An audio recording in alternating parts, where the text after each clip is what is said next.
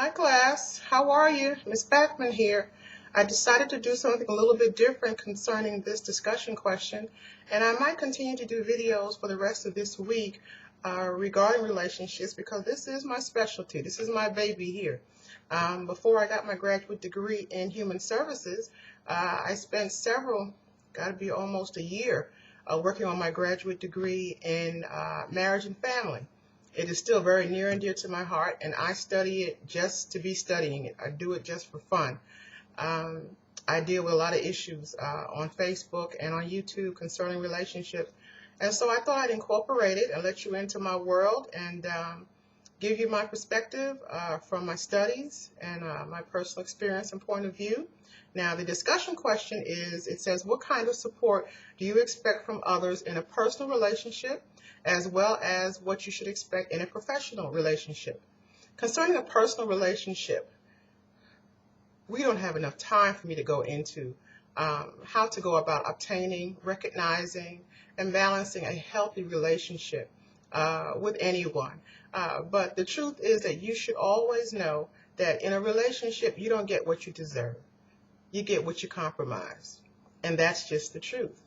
If you've ever heard of the 80-20 split when it comes to marriages, it is absolutely true. And it's best to stick with the person you have. If they primarily meet most of your needs and you're happy and you're able to grow, then stick with it and work out the other 20%. Expectations should always be done at the beginning of the relationship. I find that it is abusive to expect anything from anyone that they just don't have to give you. And you don't know what people have within them to give you until you spend some time with them. And I mean quality time. And you see how they are able to handle you or not be able to deal with you at all during all of your different seasons. And when I say seasons, I mean the springtime in your life when everything is good and you're productive and you're growing. And then you have the fall, when you're inactive and you're kind of sluggish and you're kind of uncertain of your steps. And then you have the winter times, during the hard times when you're going through infirmities and financial crisis. You name it. They need to be able to deal with you in all of your seasons. And you need to be able to explain to them what you're like in all of your seasons. You have to really sit down to the table and negotiate and put some things out there, honest, true, and upfront. And then you allow the person you're involved with to decide if whether or not they're able to deal with you. And then that's what you can expect from them. Because we believe we need certain things and deserve certain things, may be well and true, and you have a right to need what you need, and you should have what you need. But do not automatically assume that because a person loves you, that they have within them the capacity and availability to give you all that you need and deserve. It's almost a trial and error with relationships. You know that. And so you have to be open and honest about what you want. I noticed in a book called Your Personality Tree by Florence Latour, she asks a very serious question because she deals with personalities a great deal. And she says, why are we afraid to ask for what we need? Why are we afraid to open our mouths and express what we need to people that we love the most? And that's a tough question. We go to work with people and we go to restaurants and we go to stores and we open our mouths and we ask for what we want. But when it comes to people that we lay right next to every night, or even to the parents who birthed us, we shut down, we get quiet, we're afraid of being rejected, and we don't open up. So there are expectations in us all that a lot of times go unmet because we don't verbalize it. And then we don't wait to see if the person honestly tells you whether or not they have it within them to give you. And if they don't, then do not keep pressuring them. I call it abusive. If they don't have it, they don't have it. And you need to seek elsewhere to get a particular need taken care of if you insist that that's something that you have to have. Now, with regard to the professional relationship, let me just be very cut into the chase. The job, honestly, doesn't owe you anything but a paycheck. And that's the truth. As far as the professionalism, Professionalism comes by how you fulfill the job description that you were offered when you first went into your interview.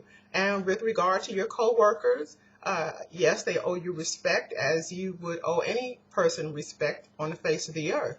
And the job site is no different. But I learned from one of my mentors, you may have heard of T.D. Jakes. He wrote a book called The 10 Commandments of Working in a Hostile Work Environment. And he ran down several different issues that we have to deal with. We seek in a job relationship sometimes personal relationships, and that's not the place for personal relationships.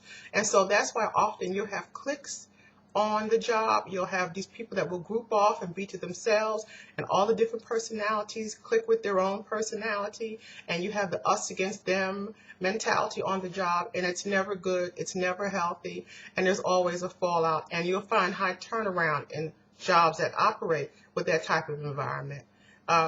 We can expect one thing: expect pay. You should be paid for your services, paid for your skill. And if you're not satisfied with your pay, don't be upset with them, because you knew what the pay was when you accepted the job. So then it is your responsibility to seek out another position that satisfies your professional abilities, as well as takes care of your finances. And so we have to be careful that we don't quit jobs because we don't feel comfortable. We, especially as females, we want to feel as though everyone likes us and feel as though we're accepted. And that's not the place for the job. It's great if you can get it. And there are many, jobs, job descriptions and different positions where people want that family feeling on the job, and, we're helping each other out. It's great if you can get it, but don't expect it. It's not required. And nowhere in your job description does it ever say, we promise that you will always get along with everybody and that everybody's going to love you and we're all going to be one big happy family. They'll never type that. They don't owe you that. You get your paycheck. Thank goodness that you have a paycheck, and you make the best of it. And you be professional. And that means doing what your job description requires. That is professionalism. And that's really all that you should expect. Tell me what you think.